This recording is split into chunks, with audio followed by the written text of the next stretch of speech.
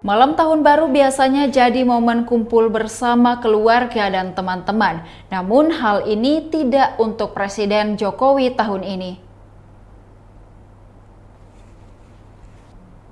Di malam pergantian tahun 2023, orang nomor satu itu nyatanya tidak punya agenda khusus. Ternyata Presiden hanya beraktivitas di rumah. Dikutip dari tribunnews.com, Sabtu 31 Desember 2022, Presiden Jokowi mengatakan tak ada agenda khusus jelang detik-detik pergantian tahun 2023. Kata Presiden, ia memilih berada di Bogor. Di Bogor nggak ada acara khusus, ujar Jokowi kepada wartawan. Dikutip pada Sabtu 31 Desember 2022. Ternyata Jokowi juga punya agenda keluarga seperti menghabiskan waktu bersama anak dan cucunya. Lebih lanjut, Presiden menyebut ia hanya akan beristirahat. Dia hanya tidur saja.